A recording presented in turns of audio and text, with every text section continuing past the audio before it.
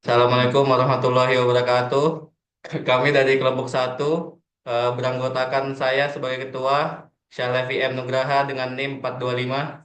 Saya Muhammad Arif Al-Ghifari dengan NIM 284. Saya dengan Wildhaneka Prayoga dengan NIM 397. Saya Muhammad Subhaus Sudri Syaban dengan NIM 412. Jadi kelompok kami akan mereview PPT dari kelompok 8 yang diketuai oleh Yuka dengan judul Interaksi Manusia Komputer, Desain yang Buruk.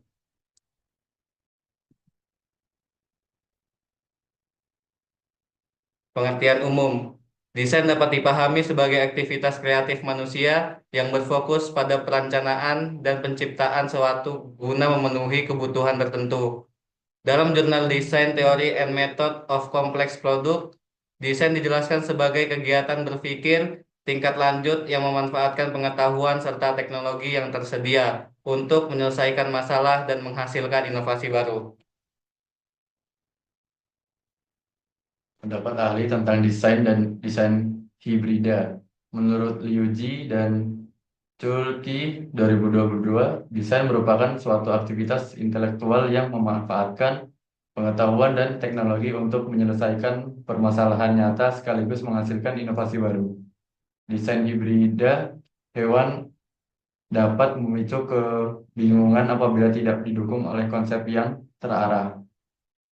Menurut Lin Sun dan Gao tahun 2023, proses perancangan seharusnya mengacu pada standar faktor manusia, human factors, agar karya tidak hanya memiliki daya tarik visual, tetapi juga jelas fungsi serta mudah dipahami.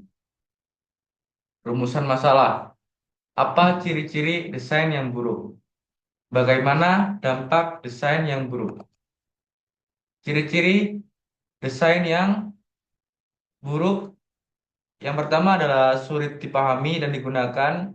Desain yang buruk mempersulit pengguna untuk menemukan informasi atau fitur penting, sehingga mengurangi kenyamanan dan efisiensi. Yang kedua, mengabaikan pengguna. Desain yang buruk kurang berfokus pada kebutuhan dan tujuan pengguna dan lebih berfokus pada estetika yang tidak relevan. Yang ketiga, tidak seimbang.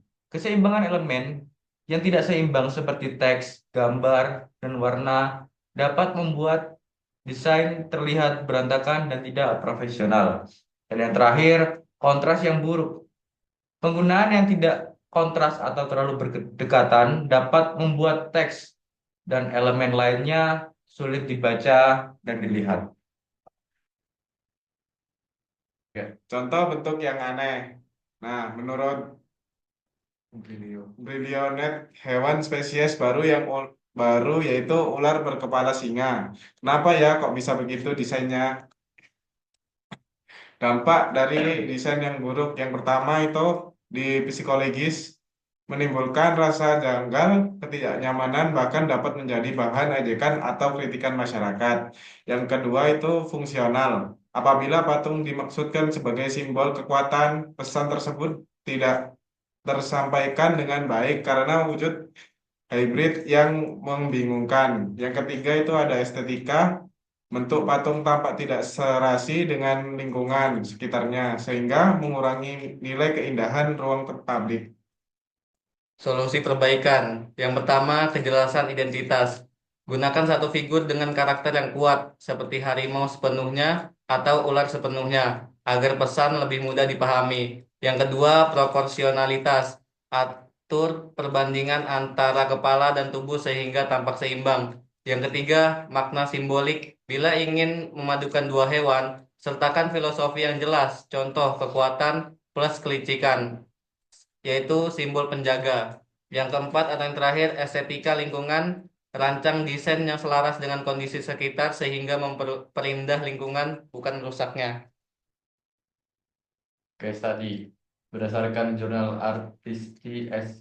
dan Putri PR 2024, peluncuran Tesla Cybertruck pada November 2019 menimbulkan sorotan luas karena desainnya yang futuristik serta menyimpang dari estetika truk konvensional. Meskipun demikian, momentum tersebut mengalami hambatan ketika uji demonstrasi terhadap fitur.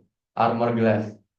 Tidak berjalan sesuai rencana kaca kendaraan, justru pecah akibat lemparan bola logam yang dilakukan oleh kepala desainer Tesla, Franz von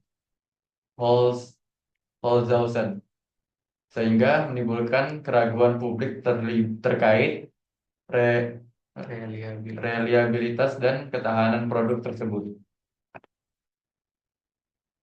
Kesimpulan, menurut penelitian oleh Lin, Qi, Sun, Ye, dan Gao Ji pada tahun 2023, desain hibrida hewan, misalnya patung dengan tubuh ular, tetapi berkepala harimau, memperlihatkan bahwa perpaduan bentuk dapat menimbulkan kebingungan bila tidak memiliki konsep yang jelas. Tanpa landasan simbolik yang kuat, desain seperti ini mudah dianggap sebagai desain yang gagal karena tidak memenuhi aspek fungsi, estetika, maupun identitas. Akibatnya, pesan filosofi yang ingin disampaikan tidak tercapai dan bahkan dapat menuai kritik dari publik. Nah, di sini kami akan mengomentari gambar eh, yang ada di PPT ini.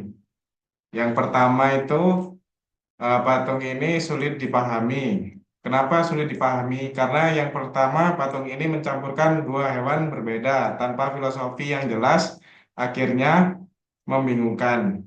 Yang kedua yaitu fungsi simbolik aneh. Jika turunan awal desain adalah harimau atau ular, perpaduan ini justru merusak makna karena terlihat seperti makhluk hybrid yang tidak punya arti.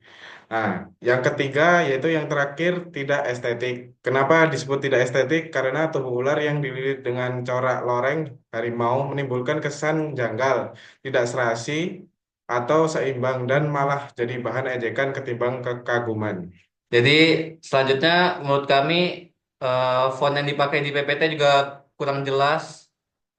Mending diganti pakai TMR aja karena kalau pakai font yang ini eh, terlalu unik jadi susah kami bacanya. Sekian dari kami, kurang lebihnya mohon maaf. Assalamualaikum warahmatullahi wabarakatuh.